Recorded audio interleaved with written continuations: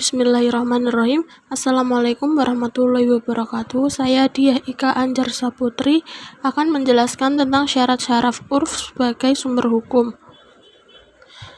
Urf dapat dijadikan sumber penemuan hukum harus memenuhi persyaratan tertentu.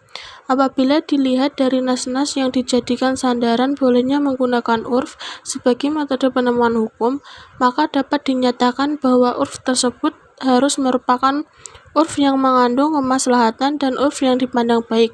Syarat-syarat urf, para ulama usul fikih menyatakan bahwa suatu urf dapat dijadikan sebagai salah satu dalil dalam menetapkan hukum syara apabila memenuhi syarat-syarat sebagai berikut. Yang pertama, urf itu baik yang bersifat umum atau khusus ataupun yang bersifat perbuatan atau ucapan berlaku secara umum. Artinya, urf itu berlaku dalam mayoritas kasus yang terjadi di tengah-tengah masyarakat dan keberlakuannya dianut oleh mayoritas masyarakat. Yang kedua, urf sudah terbentuk sebelum atau bersamaan dengan masa penggunaannya. Karena itu berlaku kaidah la ibarata al-urfi al-tori. Kebiasaan yang baru muncul itu tidak diperhitungkan. Sebagai misal, istilah ulama yang secara urf dikatakan sebagai ahli fikih, orang yang bukan ahli fikih tidak dikatakan ulama menurut urf, sehingga ketika seseorang mewakafkan tanah pada ulama, maka tanah tersebut harus diberikan pada ahli fikih. Demikian ini akan terus berlaku bahkan pada masa berikutnya, meskipun istilah ulama itu mengalami pergeseran arti, misalnya dengan arti yang lebih luas, atau bukan hanya ahli fikih.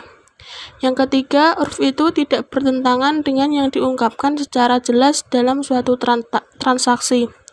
Artinya, dalam suatu transaksi, apabila kedua belah pihak telah menentukan secara jelas hal-hal yang harus dilakukan, maka urf itu tidak berlaku lagi. Atau dengan kata lain, tidak terdapat persyaratan yang mengakibatkan urf atau adat kebiasaan. Itu tidak dapat diterapkan sesuai dengan ketentuan-ketentuannya, karena urf itu secara implisit berkedudukan sebagai syarat. Yang keempat, urf tidak bertentangan dengan teks syariah. Dengan demikian, urf tetap memperhatikan nas-nas Al-Quran dan Al-Hadis. Sebaliknya, tidak sampai menganulir seluruh aspek substansial nas. Bila isi substansi nas tidak teranulir, maka demikian ini tidak dinamakan bertentangan dengan nas karena masih terdapat beberapa nas yang tidak teranulir.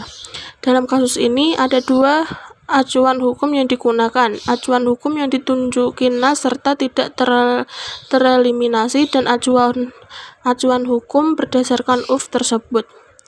Demikian penjelasan dari saya, kurang lebihnya mohon maaf. Wassalamualaikum warahmatullahi wabarakatuh.